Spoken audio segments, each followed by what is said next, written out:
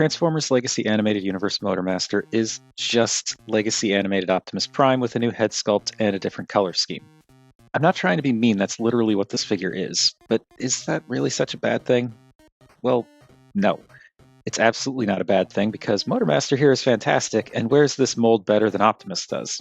Before we get too far into things, if you're not sure why Hasbro bothered to reuse Legacy Animated Prime as an animated Motormaster, it's all thanks to BotCon. BotCon used to make a ton of cool, mostly cool anyway, repaints and remolds for various characters with typically clever uses of existing figures. Or reuses, rather. Remember that TFCC breakdown from the classic Sideswipe mold we looked at a couple of videos back? It's stuff like that. Said stuff also included a fantastic-looking box set called the Stunticon Job. Amazing. Featuring all 5 Stunticons derived from a variety of animated figures. Breakdown from Rodimus Minor, Dragster from RC, Dead End from Jazz, and so on. This set also used the Voyager animated Prime mold to create Motormaster, and that's where this figure comes in.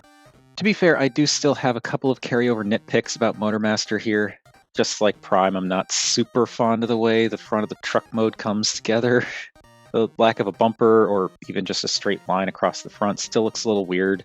The feet are just hanging out on top of the back of the truck. Weapon storage is still meh. In Motormaster's case in particular, I'm also not a fan of the emergency lights on top. This was fine with Prime because this vehicle is meant to be a kind of fire truck, I think, but it doesn't really fit a Motormaster in my mind. Fortunately, this is just an accessory piece you can pop off and chuck in a box or something. It does end up making the truck look a little bare bones. Wow, do I have any idea what I want? But I still think it's an improvement. Specifically because this is Motormaster, I want to make that clear. All the other aspects of this truck mode are pretty dang cool, though. I really like the black and purple, and the neon toxic green pops so freaking nicely on top of both of them. And a lot like other black repaints of Optimus Prime, shameless plug for this year's NEMA September, check it out, the new color layout kinda helps the vehicle mode look more cohesive. All the purple is situated along the bottom, while all the black is saved for the cab itself. On Prime, the back of the truck stood out a lot more because it was blue, while the front wheel section was gray and the cab was red, and black and silver. Does this make Motormaster's colors superior? Well, not necessarily, but I do like them a lot more. Of course, since he's the same figure as animated Legacy Prime, he's also the same size, a Voyager. Not as big as the original animated Voyager Prime, naturally, but still fairly chunky for what he is. And of course, he looks suitably intimidating next to Legacy animated Bumblebee. If you're familiar at all with Legacy animated Optimus Prime, then you know how this transformation is going to go. It's exactly the same. It's just the colors are different and he's got a new head. But we're going to do it anyway. So first you want to unpeg the feet from these little bits here. They're just 2 little pegs that peg in those little pinholes. So unpeg those. Then you want to unclip the little purple panels here from the sides, and I find it's best to get a finger under here and kind of pull this way. Also, there's a little tab right in here, right in there, that pegs into the side of the thigh. That's also going to need to come out. But you want to pop this out, and there you can see the tab that comes out of the thigh there. Bring this down. This will peg in there, and then this swings up and around, closes up, and this little tab here will tab in right there. So that comes in and pegs in, and then this shifts up on this double hinge, and you just compress it, and that solidifies the foot. And you can also separate the legs from here on. This, I believe, is just, you could pull it apart, but I prefer to slide it because I don't want to risk it. It's got a little bit of a T-shape to it, so just slide these apart so you can separate out the legs. And that's one leg done. Other leg is the same deal. Pop it out, swing it around, and tab it in here. And then this little tab right here will tab into this little slot here when we curl this up and around. And take it in, and then accordion that in, and push it in, and there we've got legs. And for the rest of the, or for the upper body, you want to untab this. There are these pegs that go into back here. So untab this and rotate this around. So now we've got this kind of Joker walking monstrosity looking thing. You can pop this roof panel up. There's actually a little gap on either side that you can get a fingernail or whatever into to untab things. Once that's untabbed, this just pulls up and back, and it'll just sit back here for now. I want to take the front and untab that, and that also tabs in a couple of places. Primarily, there are these big chunky tabs on the side here that tab into these slots here, and then these little openings here, they're like these little tabs that sit in there as well. So bring this down. You want to just very slightly pull out the wheel, just a little bit, because that allows you to bring this down enough to untab the arm. So you want to swing this up, and there's actually this tab that goes right under here, but you kind of can't really move this when it's right up against the head there. So yeah, you want to bring that down, and that gives you the clearance that you need to bring this all the way out. And this can come down, and we'll just leave all of this like this. Same thing here. Bring this out just a tiny bit so we can bring this down, untab this, and then bring this out the rest of the way so we can bring this down and bring this up. And now all of this will shift down, and these big purple chunks will shift in, and these little spots here, they'll go into these little grooves on the torso. And once those are in place, you want to make sure this is as far back as it can go, because these pieces are now going to swing in and tab over these big chunky tabs here. And this will lock the torso together. Well, it'll keep this from wiggling, but what locks these together is this back panel. There's actually these diagonal peg holes.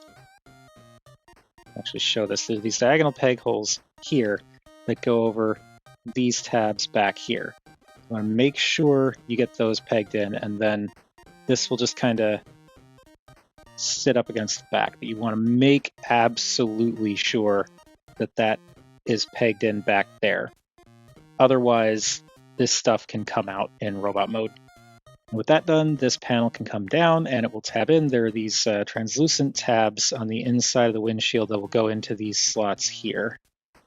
And then this bit here will go over this strut here. And you can actually see there's little holes here that are designed to go over these tiny little nubbins. You can zoom in there. These tiny little nubbins right there. That helps to lock all of this together. So you just compress this down, and it should all very securely tab into place. And there's the torso all done. All that's left is the arms. So you want to untab this section from back here and bring it all the way up. There's these tabs here that go in here. Rotate the arm down, and then open up the open up this panel, flip out the fist, and close back up. And that is the arm. Other arm, same deal. Untab this and swing it up. Swing this down, and pop this open. Flip out the fist, close it up, and there we have animated Motormaster in robot mode. The transformation is, again, exactly like Prime's, but it's a pretty darn good one no matter which version of the mold you're looking at. And the robot mode is where I feel like the whole Motormaster wears the mold better than Prime thing really comes into play.